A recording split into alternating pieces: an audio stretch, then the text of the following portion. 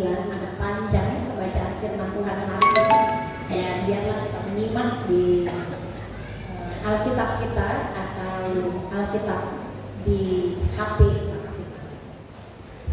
Di bawah judul perikop Goa Singa ayat 1, Darius orang Media menerima pemerintahan ketika ia berumur 62 tahun.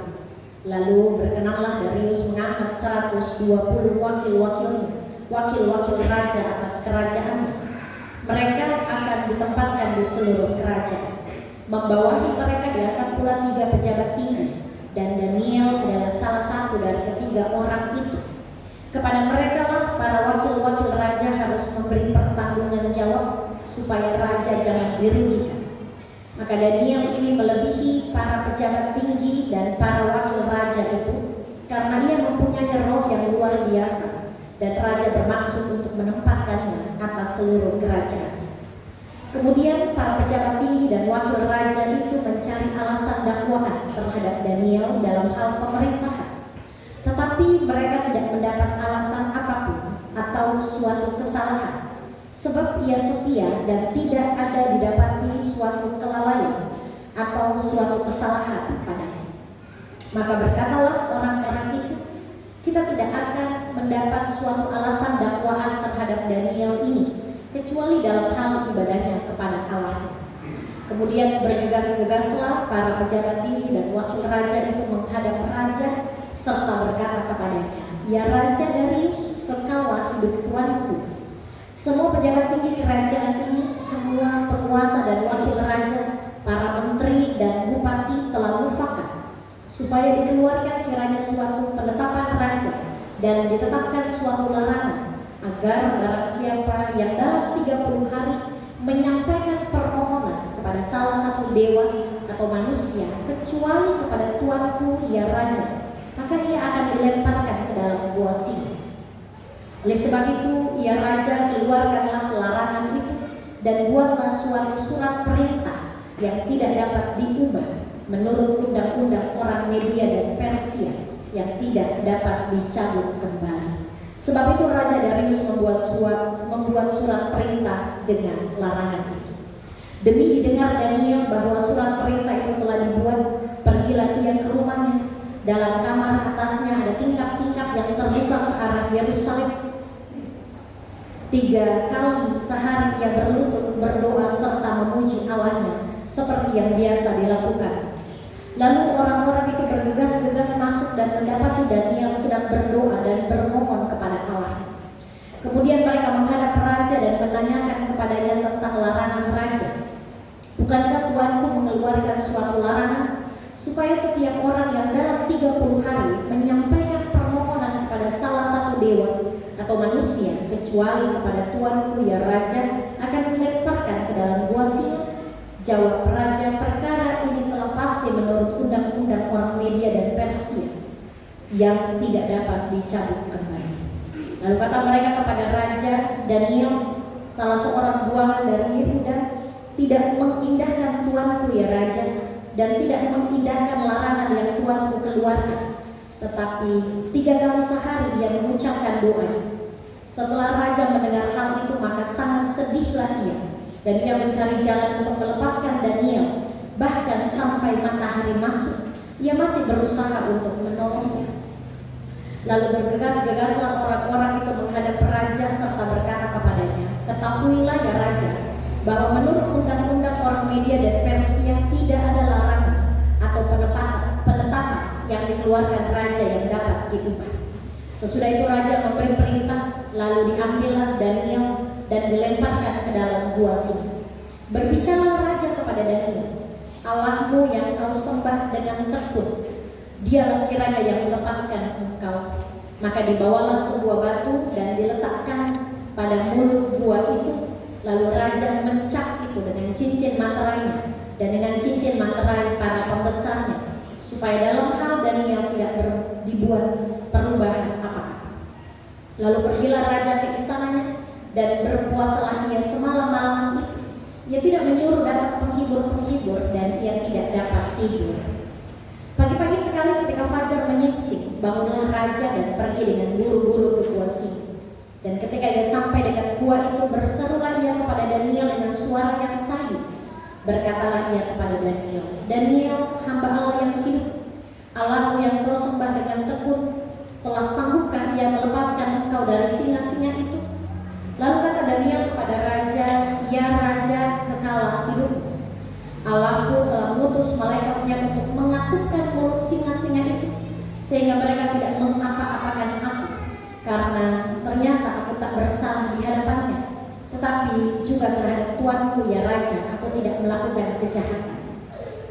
Lalu sangat sukacitalah raja dan ia memberi perintah supaya Daniel ditarik dari dalam gua itu. Maka ditariklah Daniel dari dalam gua itu, dan tidak terdapat luka apa-apa padanya, karena ia percaya kepada Allah. Raja memberi perintah, lalu diambillah orang-orang yang telah menuduh Daniel, dan mereka dilemparkan ke dalam gua singa, baik mereka maupun anak-anak dan istri-istri mereka. Belum lagi mereka sampai ke dasar gua itu, singa-singa telah menerkam mereka, bahkan meramukkan tulang-tulang mereka. Kemudian Raja Darius mengirim surat kepada orang-orang dari segala bangsa, suku bangsa, dan bahasa yang mendiami seluruh bumi. Bunyinya, bertambah-tambahlah kiranya kesejahteraanmu. Bersama ini kuberikan perintah bahwa di seluruh kerajaan yang kukuasai, orang harus takut dan gentar kepada Allahnya Daniel, sebab dialah Allah yang hidup, yang kekal untuk selama-lamanya. Pemerintahannya tidak akan binasa dan kekuasaannya tidak akan berakhir. Dia melepaskan dan menolong dan mengadakan tanda dan mujizat di langit dan di bumi. Dia yang telah melepaskan Daniel dari cengkraman singa-singa. Dan Daniel itu mempunyai kedudukan tinggi pada zaman pemerintahan Darius dan pada zaman pemerintahan Kores orang Persia itu. Yang disebut berbahagia adalah kita semua yang membaca firman Tuhan, kita yang merenungkan berita firman Tuhan ini, dan yang melakukannya dalam kehidupan kita setiap hari. Shalom. Shalom. Mungkin karena pembacaan Alkitabnya cukup panjang, jadi ada Bapak Ibu yang hampir tertunduk dan menguap. Sekali lagi, Shalom. Shalom. Puji nama Tuhan. Ini menunjukkan kepada kita bahwa panjang pendek pembacaan firman Tuhan mempengaruhi kebiasaan Bapak dan Ibu dalam membaca Alkitab.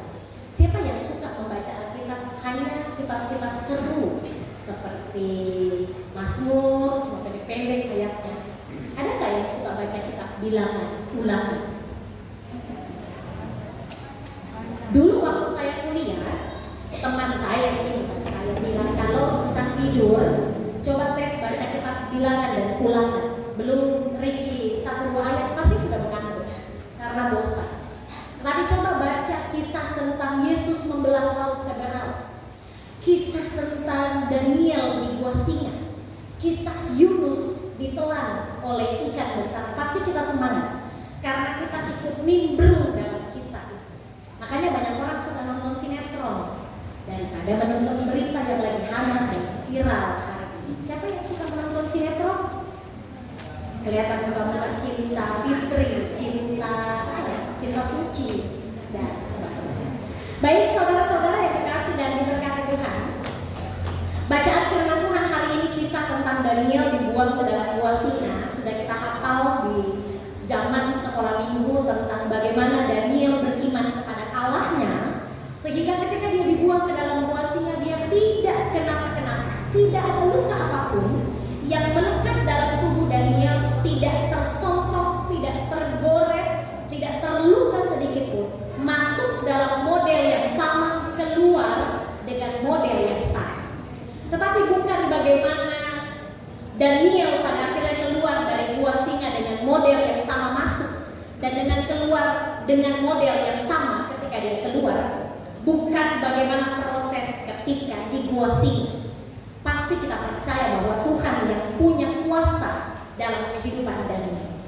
Tetapi yang kita akan bahas dalam pembacaan firman Tuhan hari ini adalah pribadi Daniel, sosok Daniel, orangnya si Daniel yang memang benar-benar tulus, murni, dan benar di hadapan Tuhan. Ada yang namanya Daniel di sini? Mohon maaf kalau ada namanya Daniel, mudah-mudahan jiwanya dan sifatnya juga seperti Daniel. Amin.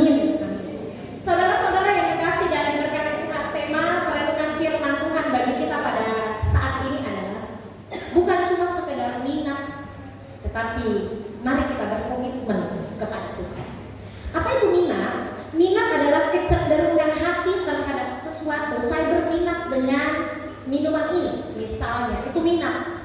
Saya minat sekali, saya pengen banget deh dengan minuman ini. Kecenderungan hati saya mau berminat untuk mencicipi dan merasakan minuman ini. Tapi kalau komitmen dalam Kamus Besar Bahasa Indonesia adalah perjanjian atau keterikatan untuk melakukan segala sesuatu. Apapun yang terjadi, saya harus minum merek ini. Enak tidak enak, mahal tidak mahal, susah kan didapatkan. Saya berkomitmen harus minum merek ini. Itu beda minat dengan komitmen.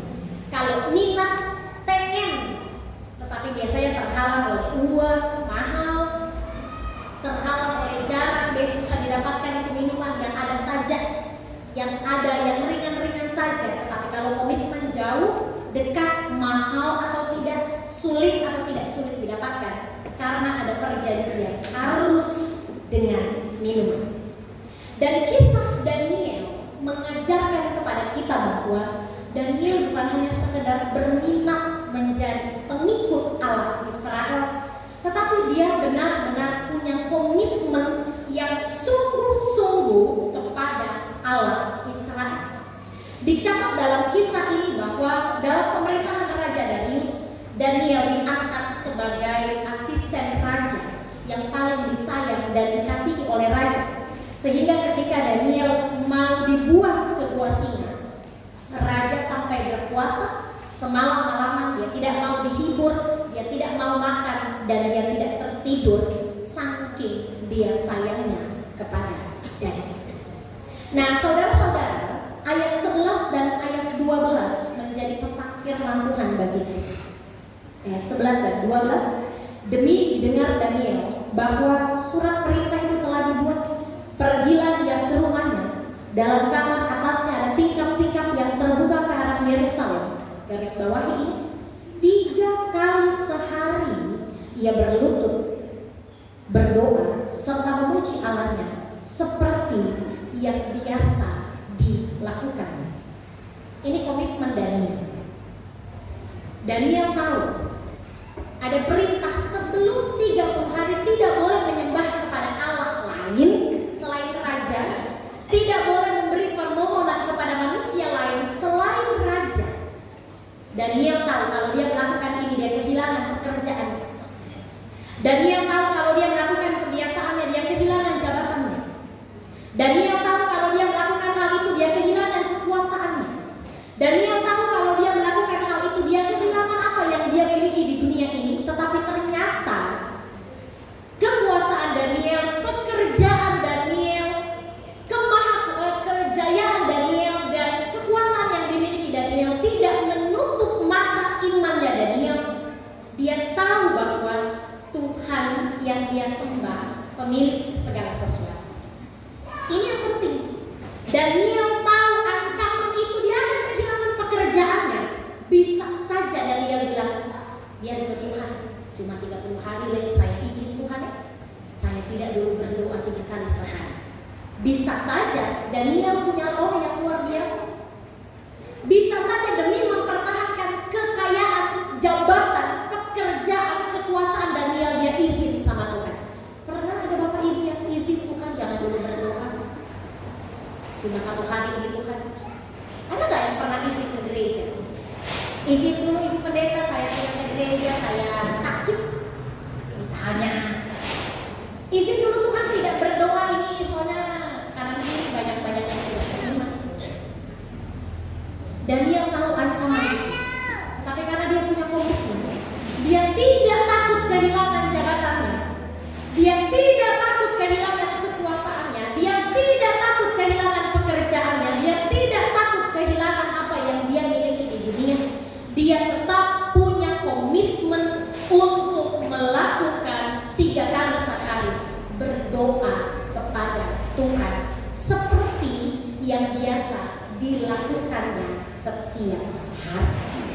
Pertanyaannya kepada kita, kalau hari Minggu ini kita disuruh melakukan sebuah kegiatan lalu izin tidak ke gereja, adakah kita yang mau melakukan izin itu atau kita tetap ke gereja? Misalnya, kalau Bapak Ibu tidak masuk hari ini, Bapak Ibu diturunkan pangkatnya. Atau kalau Bapak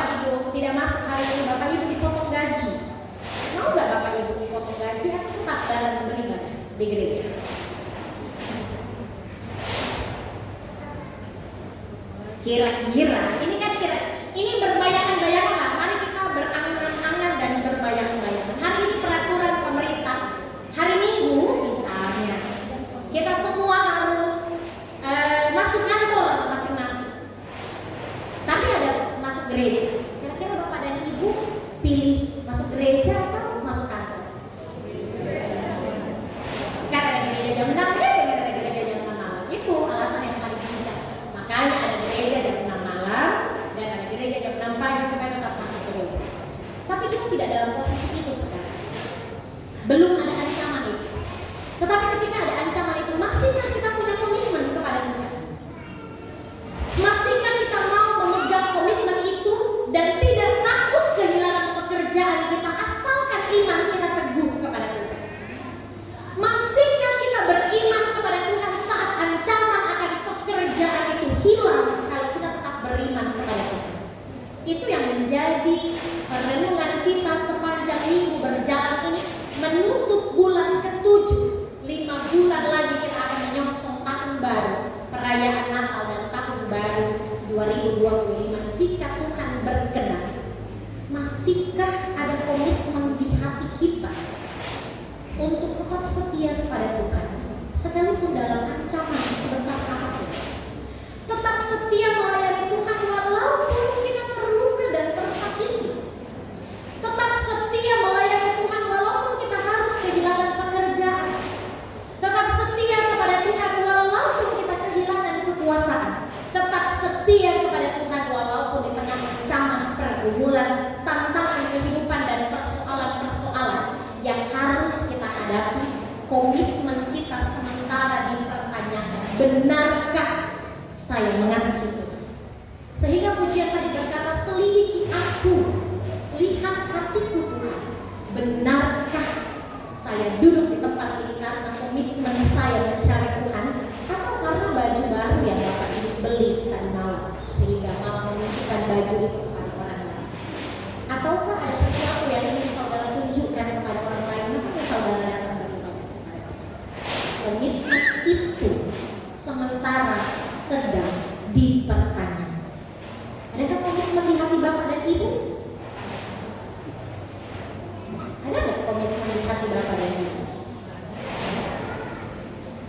Jangan semakin sepi yang menjawab. Ada nggak komitmen di hati Bapak dan Ibu? Ada. Puji Tuhan. Bukan saya yang menilai pekerjaan Bapak dan Ibu, tetapi Tuhan yang menilai. Bukan saya yang menilai ucapan Bapak dan Ibu, tetapi Tuhan yang menilai.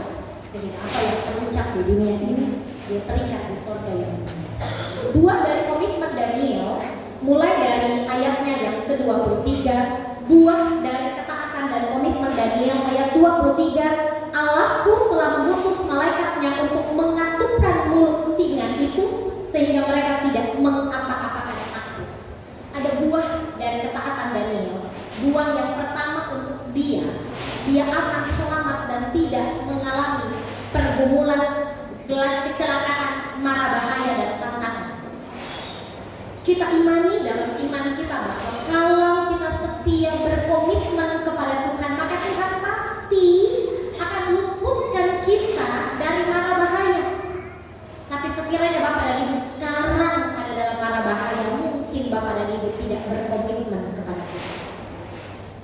Kalau Bapak dan Ibu berkomitmen kepada Tuhan, Tuhan pasti akan luputkan Bapak dan Ibu dari mara bahaya, pergumulan dan tantangan. Tetapi sekiranya hari ini Bapak dan Ibu dalam tantangan, dalam pergumulan, dalam permasalahan hidup, mungkin karena Bapak dan Ibu mulai kendor dalam komitmen kepada Tuhan. Ada yang sudah mulai kendor komitmennya kepada Tuhan?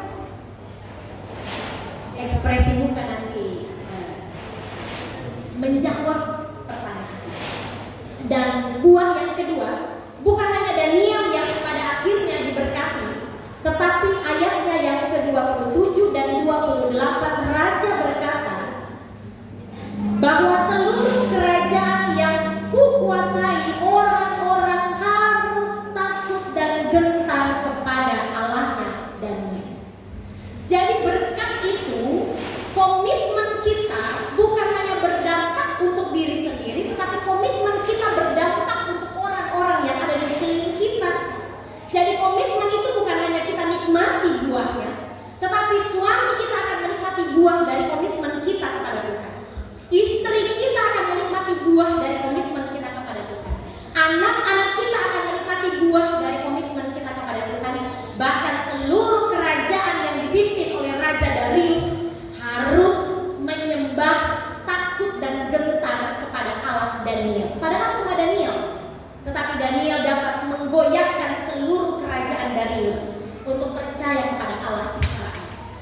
Daniel berdampak kepada seluruh kerajaan.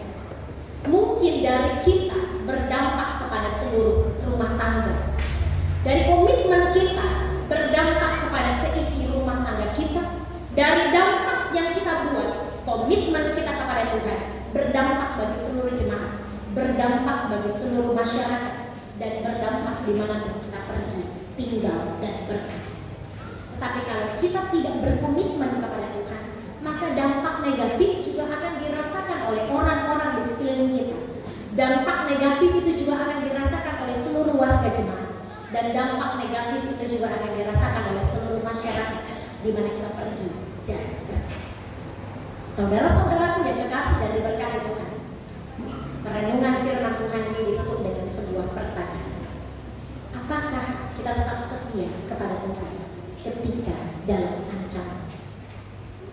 Apakah kita masih tetap punya komitmen kepada Tuhan dalam pergumulan? Masihkah kita takut kehilangan pekerjaan daripada takut kehilangan berkat-berkat Tuhan? Masihkah kita takut kehilangan kekuasaan daripada kita takut kehilangan komitmen kita kepada Tuhan? Jadilah Daniel masa kini. Tetap setia berdoa 3 kali sehari karena dia berkomitmen kepada Tuhan. Bukan sekedar berminat menjadi orang Kristen, tetapi dia berkomitmen apapun yang terjadi, dia tetap menyembah Allahnya. Jangan hanya berminat menjadi pelayan Tuhan, tetapi berkomitmenlah untuk menjadi pelayan Tuhan. Sekalipun kita dilukai, disakiti, dipandang rendah, dipandang enteng, kita tetap setia untuk melayani Tuhan.